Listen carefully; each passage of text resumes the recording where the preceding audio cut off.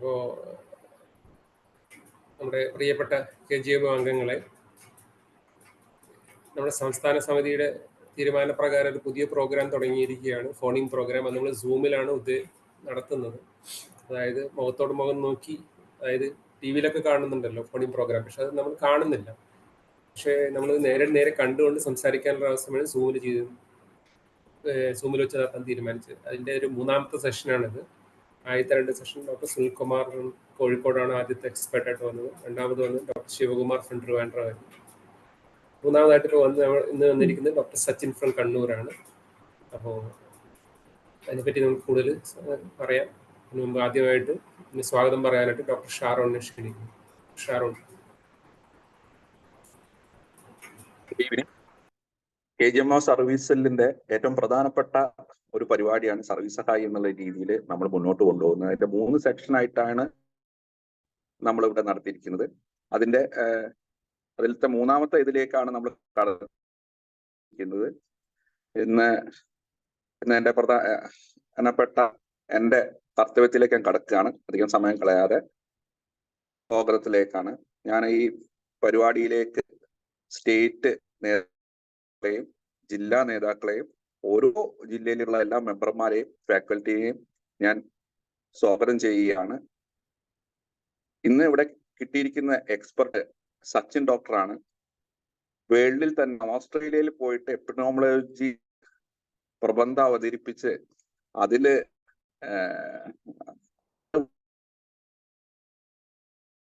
കൂടിയിട്ടാണ്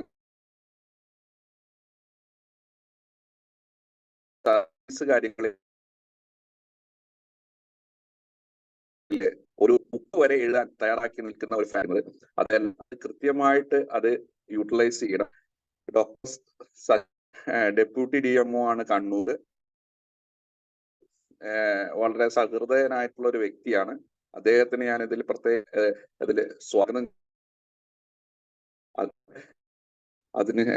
ഇതിന്റെ ഈ നടപ്പിനുള്ള ഇതിന്റെ ചുക്കാൻ പിടിക്കുന്ന സന്തോഷ് സാറിനെ ഞാനിത് ക്ഷണിക്കുകയാണ് അത് മുന്നോട്ട് കൊണ്ടുപോകാനും വേണ്ടിയിട്ട്.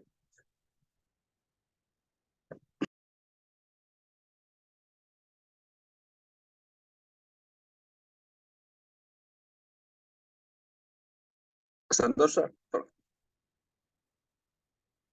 ഹലോ. പ്രിയപ്പെട്ട KGMO അംഗങ്ങളെ, ഇപ്പോൾ ഡോക്ടർ ഷാരോൺ ഓൾറെഡി പറഞ്ഞു കഴിഞ്ഞു. സർവീസ് സഹായി എന്ന് പറഞ്ഞിട്ടുള്ളൊരു ന്യൂ പ്രോഗ്രാം നമ്മൾ സ്റ്റാർട്ട് ചെയ്തിരിക്കുകയാണ്.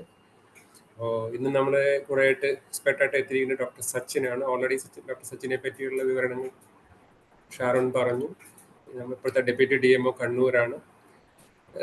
ഒരു പക്ഷേ സർവീസ് കാര്യങ്ങളെ പറ്റിയിട്ട് ചോദ്യം ചോദിക്കാൻ പറ്റിയ അല്ലെങ്കിൽ സംശയം ചോദിക്കാൻ പറ്റിയുള്ള ഒരാൾ എന്ന് പറഞ്ഞു കഴിഞ്ഞാൽ പൊതുവെ എല്ലാവരും പറഞ്ഞു കേൾക്കുന്ന പേരാണ് ഡോക്ടർ സച്ചിൻ. അപ്പോൾ അതുകൊണ്ട് തന്നെ അദ്ദേഹത്തെ ഈ മീറ്റിങ്ങിൽ ഇന്ന് കിട്ടിയതിൽ നമ്മൾ വളരെ എന്താ പറയുക ഭാഗ്യം ചെയ്തവരാണെന്ന് പറയാം. അപ്പോൾ അദ്ദേഹത്തിന് ഈ മീറ്റിങ്ങിനെ പറ്റി അദ്ദേഹത്തിൻ്റെ വ്യൂ പോയിന്റ്സ് ഒക്കെ ഉണ്ട്. ഇതിപ്പോൾ നമ്മൾ ഒരു പുതുതായിട്ട് തുടങ്ങിയ പ്രോഗ്രാമാണ്. അതിന് ബാലാരിഷ്ടതകളും അതിൻ്റെ മോഡിഫിക്കേഷൻ എന്തെങ്കിലുമൊക്കെ വരുത്തണം എന്നുണ്ടായിരിക്കും. അപ്പോൾ അദ്ദേഹത്തിൻ്റെ വ്യൂ പോയിന്റ്സ് ഉണ്ട്. അപ്പോൾ അതുകൂടി അദ്ദേഹം ഇതിൽ അവതരിപ്പിക്കുന്നതാണ്. അതായത് ഇന്ന് പ്രത്യേകമായിട്ട് കോൺസെൻട്രേറ്റ് ചെയ്യുന്നത് ഓഡിറ്റ് ഒബ്ജക്ഷനുകൾ എങ്ങനെ പരിഹരിക്കാം എന്നുള്ളതല്ല, എങ്ങനെ ഒഴിവാക്കാം എന്നുള്ളതാണ് കൂടുതൽ കോൺസെൻട്രേറ്റ് ചെയ്യുന്നത്. വരാതെ എങ്ങനെ നോക്കുക എന്നുള്ളതാണ് നമ്മൾ ആദ്യം വേണ്ടത്. അപ്പോൾ അതായത് ഒരു സ്ലൈഡ് പ്രസന്റേഷൻ നടത്തി അതിനെ തുടർന്നുള്ള ക്വസ്റ്റ്യൻസുകൾ കാര്യങ്ങൾ എങ്ങനെ അത് ചെയ്യാം, എങ്ങനെ നമ്മൾ ഒരു എന്താ പറയുക മുൻകൂട്ടി കണ്ടുകൊണ്ട് ഇങ്ങനെ ഒഴിവാക്കാം എന്നുള്ളതാണ് കൂടുതൽ പ്രാധാന്യം നൽകുന്നത്. അപ്പോൾ എല്ലാവരും ഈ സെഷൻ്റെ പ്രയോജനം ഇത് എന്നുള്ള പ്രയോജനം ഉപയോഗപ്പെടുത്തണം. നമ്മളിത് റെക്കോർഡ് ചെയ്ത് യൂട്യൂബിൽ ഫസ്റ്റ് എപ്പിസോഡ് അപ്ലോഡ് ചെയ്തിട്ടുണ്ട്. പക്ഷെ അത് കേൾക്കാമെന്ന് എല്ലാവരും വിചാരിക്കും. പക്ഷെ ഒരു ഫേസ് ടു ഫേസ് ചോദിച്ച് മനസ്സിലാക്കുന്നതിൻ്റെ ഒരു ഗുണം അത് ചെയ്യുമ്പോഴേ നമുക്ക് മനസ്സിലാവത്തുള്ളൂ. അതിനുവേണ്ടിയുള്ളൊരു വേദി ഒരുക്കാണ് നമ്മൾ ചെയ്തിരിക്കുന്നത്. അപ്പോൾ ഇത്രയും ഞാൻ പറയുന്നുള്ളൂ. Over to doctor Sachin. Thank you Santhosh sir. അതുപോലെ തന്നെ പ്രിയപ്പെട്ട ഷാരോൺ, മറ്റ് പ്രിയപ്പെട്ട KGMO അംഗങ്ങളെ, നമ്മുടെ ഇന്നത്തെ ടോപ്പിക് എന്താണെന്നുള്ളത് സന്തോഷ് സാറും അതുപോലെ തന്നെ ഷാരോണും ഇവിടെ വിശദീകരിച്ചു കഴിഞ്ഞു.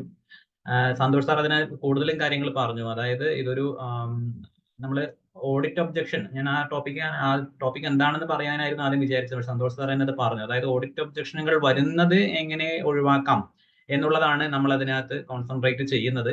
അതിനേക്കാൾ ഓഡിറ്റ് ഒബ്ജക്ഷൻ വന്നതിന് ശേഷം നമുക്ക് അത് എങ്ങനെ എഴുതി തള്ളാം എന്നുള്ളത് ആയിരിക്കില്ല. നമുക്ക് എങ്ങനെയാണ് അത് prevention is better than cure എന്നുള്ള രീതിയിലേക്കാണ് നമ്മൾ ഈ ഒരു ടോപ്പിക് കൊണ്ടുപോകാനായിട്ട് ഉദ്ദേശിക്കുന്നത്. അപ്പോൾ നമുക്ക് ഇതിന്റെ ആ ടോപ്പിക്കിലേക്ക് കടക്കാം. ആദ്യത്തേത് ഞാൻ പറഞ്ഞ പോലെ തന്നെ സന്തോഷ് സാറും പറഞ്ഞ പോലെ തന്നെ ഒരു പവർ പോയിന്റ് പ്രസന്റേഷൻ ആണ് ഓഡിറ്റ് ഒബ്ജക്ഷനുകൾ എങ്ങനെ ഒഴിവാക്കാം എന്നുള്ളത്.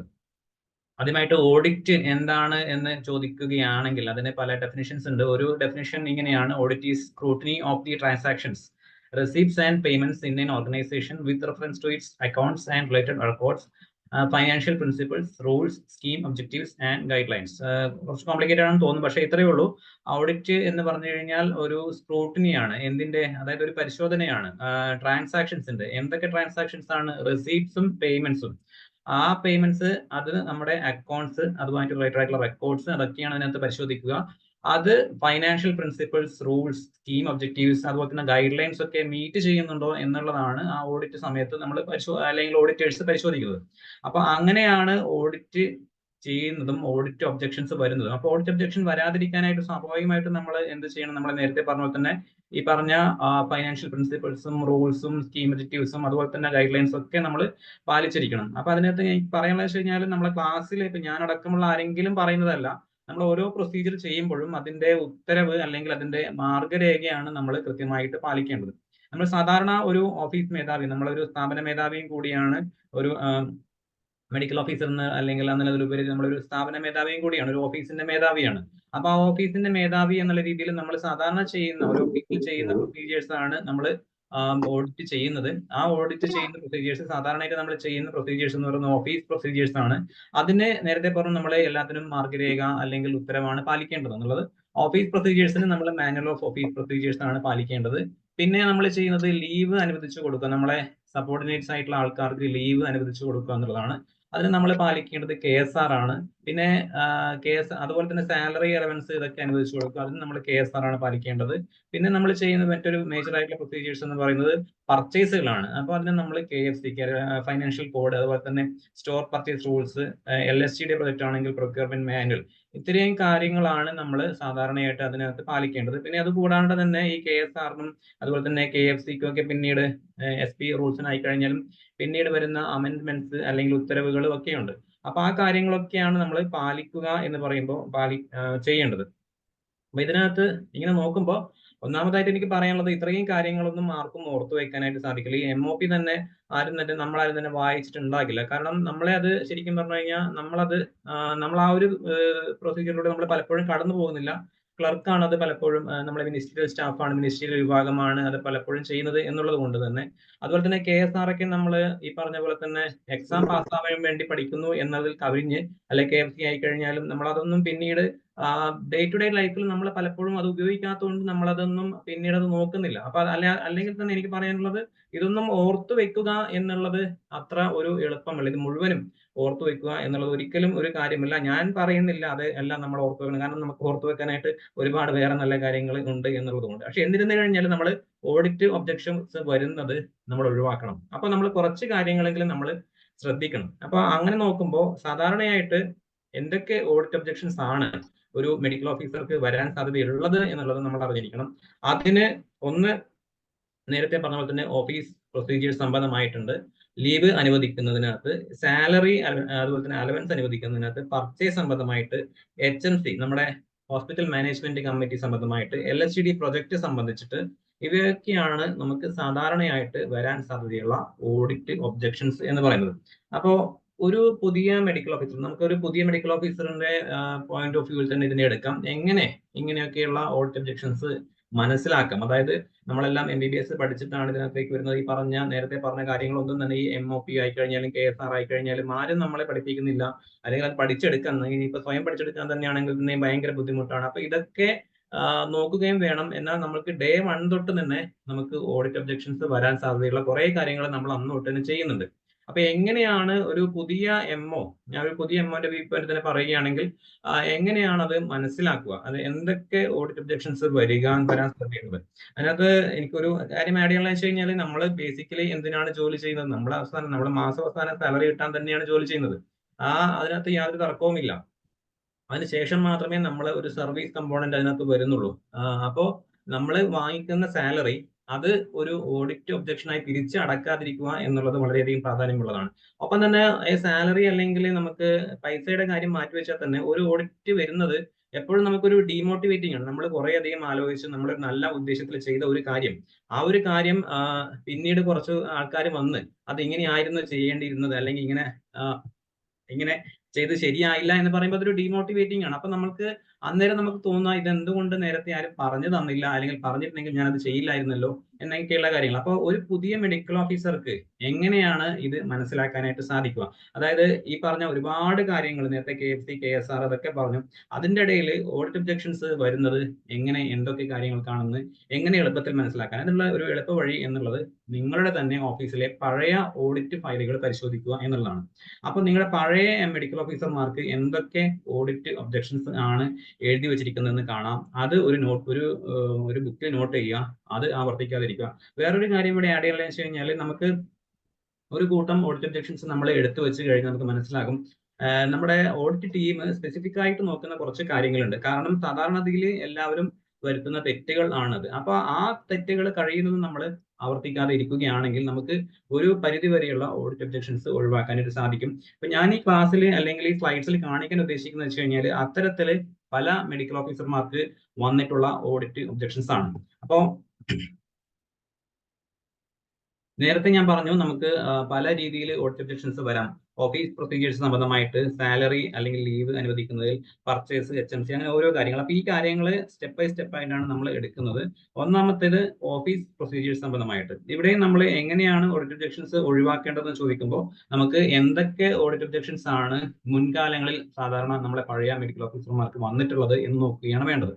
അപ്പോൾ ഓഫീസ് പ്രൊസീജിയേഴ്സ് നമ്മൾ ഓഡിറ്റ് ചെയ്യുന്നത്, അല്ലെങ്കിൽ ഓഡിറ്റേഴ്സ് ഓഡിറ്റ് ചെയ്യുന്നത് അവിടുത്തെ രജിസ്റ്ററുകൾ പരിശോധിച്ചിട്ടാണ്. പക്ഷെ അതേസമയം തന്നെ ഒരു ഓഫീസിൽ പോലും, ഒരു ചെറിയ ഓഫീസ്, ഒരു സാധാരണ ഒരു PHC ആണെങ്കിൽ പോലും ഒരുപാട് രജിസ്റ്റേഴ്സ് അവിടെയുണ്ട്. അപ്പോൾ നമ്മളൊന്ന് തുറന്നു നോക്കിക്കഴിഞ്ഞാൽ അതിന്റെ കോളങ്ങൾ പോലും മനസ്സിലാകാത്ത കുറെ രജിസ്റ്റേഴ്സ് ഉണ്ട്. അപ്പോൾ ഒരു സാധാരണക്കാരനായ ഒരു MOയ്ക്ക് എങ്ങനെയാണ് ഈ രജിസ്റ്റേഴ്സ് നോക്കിയിട്ട് അതിനകത്തുനിന്ന് ഓഡിറ്റ് ഒബ്ജക്ഷൻസ് ഒഴിവാക്കാൻ സാധിക്കുക എന്നുള്ളത് ചോദിച്ചു കഴിഞ്ഞാൽ നേരത്തെ പറഞ്ഞ കാര്യം തന്നെ നമ്മുടെ പഴയ ഓഡിറ്റ് ഫയലുകൾ മറിച്ചു നോക്കാം. അപ്പൊ അങ്ങനെയുള്ള ഓഡിറ്റ് ഫയലുകൾ മറിച്ചു നോക്കിക്കഴിഞ്ഞാൽ ഇങ്ങനെയൊക്കെ ചില കാര്യങ്ങൾ കാണാം. അതായത് അവർ രജിസ്റ്ററുകൾ പരിശോധിച്ചു.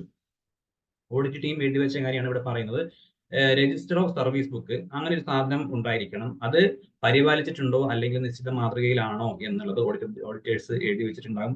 പിന്നെ register of equipments, counter register, permanent temporary establishment register, probation register, leave register, increment register, LPC, advance, GPF എന്നെടുക്കുന്ന advance, HBA, house building advance, FBS, family benefit സ്കീമാണ്. ഇപ്പോഴ് അത് ഇല്ല. അപ്പൊ ഇങ്ങനെയുള്ള കുറച്ച് രജിസ്റ്റേഴ്സ് ആണ് അവര് സ്ഥിരമായിട്ട് നോക്കുന്നത്. അപ്പൊ ഈ ഒരു രജിസ്ട്രേഷന്റെ ലിസ്റ്റ് കിട്ടിക്കഴിഞ്ഞാൽ നമുക്ക് പല ഭാഗത്തു നിന്നും ഇതുപോലെ ഓഡിറ്റ് ഒബ്ജക്ഷന്റെ ഭാഗമായിട്ട് കളക്ട് ചെയ്തതാണ്. ഒരു 20ഓളം രജിസ്റ്റേഴ്സ് ആണ് സാധാരണഗതിയിൽ ഒരു നമ്മുടെ ഓഫീസിലെ ഓഡിറ്റിംഗ് ടീം അല്ലെങ്കിൽ ഓഡിറ്റിന്റെ ഭാഗമായിട്ട് ഓഡിറ്റേഴ്സ് നോക്കുന്നത്. അപ്പോൾ നമ്മുടെ ഒരു ചോദ്യം, എങ്ങനെയാണ് ഈ രജിസ്റ്റേഴ്സ് ഒക്കെ മെയിൻറ്റെയിൻ ചെയ്യുന്നത്, നമുക്ക് എങ്ങനെയാണ് മനസ്സിലാകുക എന്നുള്ളതാണ്. അതിന് കൃത്യമായിട്ട് KGMOയുടെ കയ്യിൽ തന്നെ റിസോഴ്സ് ഉണ്ട്. നമ്മുടെ KGMOയുടെ സൈറ്റിൽ പോയി കഴിഞ്ഞാൽ ഈ ഗവൺമെന്റ് ഓർഡേഴ്സ് ആൻഡ് സർക്കുലേഴ്സ് എന്നുള്ള സെക്ഷനിൽ പോയി കഴിഞ്ഞാൽ അതിനകത്ത് ഈ PDF പിന്നീട് നിങ്ങൾക്ക് ഷെയർ ചെയ്യാം. അപ്പൊ അതിനകത്ത് മനസ്സിലാകും അവിടെ രജിസ്റ്റേഴ്സ് എന്നുള്ള ഒരു ഫോൾഡർ അതിനകത്തുണ്ട്. ആ ഫോൾഡറിനകത്ത് എന്തൊക്കെയാണ് രജിസ്റ്റേഴ്സിന്റെ ഫോർമാറ്റ് എന്തൊക്കെയാണ്, അപ്പോൾ അത് എങ്ങനെ പരിപാലിക്കാം എന്നുള്ളത് കൃത്യമായിട്ട് പറഞ്ഞിട്ടുണ്ട്. അങ്ങനെ ഒരു കാര്യം, ഒരു റിസോഴ്സ് അവിടെ ഉള്ളതുകൊണ്ട് ഇനി വരുന്ന സ്ലൈഡ്സിൽ ഇതിന്റെ ഈ രജിസ്ട്രേഷൻ എന്തൊക്കെയാണെന്നുള്ളത് കൂടുതൽ പറയുന്നില്ല. അപ്പോൾ ഇതിനകത്ത് ഞാൻ പറയാൻ പോകുന്ന മറ്റൊരു കാര്യം എന്ന് വെച്ച് കഴിഞ്ഞാൽ നമ്മളിപ്പം ഈ ഒരു രജിസ്റ്റേഴ്സ് ഒക്കെ വേണം എന്നുള്ളത് നമുക്ക് മനസ്സിലായി. അപ്പോൾ നാളെ നിങ്ങൾ നിങ്ങളുടെ ഓഫീസിൽ പോയിട്ട് ഇതൊക്കെയാണ് വേണ്ടത് എന്നുള്ള രീതിയിൽ നിങ്ങൾ അവിടെ പോയി നോക്കുമ്പോൾ പല കാര്യങ്ങളും ചിലപ്പോൾ അവിടെ ഇല്ല. അങ്ങനെ ഇല്ലാത്തതുകൊണ്ടാണ് ഇതുപോലെ ഈ പരിപാലിച്ചിട്ടില്ല അല്ലെങ്കിൽ നിശ്ചിത മാതൃകയിലല്ല എന്നൊക്കെ നിങ്ങൾക്ക് ഇതൊരു കാര്യം എന്നുള്ളത് ഇത് സ്ഥാപന മേധാവി എന്നുള്ള രീതിയിൽ നിങ്ങൾ നോക്കേണ്ടത് തന്നെയാണ്. ക്ലർക്കാണ് ചെയ്യേണ്ടതെങ്കിലും അതിനകത്ത് നിങ്ങൾക്ക് കൂടി ഉത്തരവാദിത്വമുണ്ട്. അപ്പോൾ അത് ചെയ്യുന്നുണ്ടോ ഇല്ലയോ എന്നുള്ളത് നോക്കേണ്ടത് നിങ്ങളുടെ ഉത്തരവാദിത്തമാണ്. അപ്പൊ അതിന്റെ ഓഡിറ്റ് ഒബ്ജക്ഷന് മറുപടി കൊടുക്കുക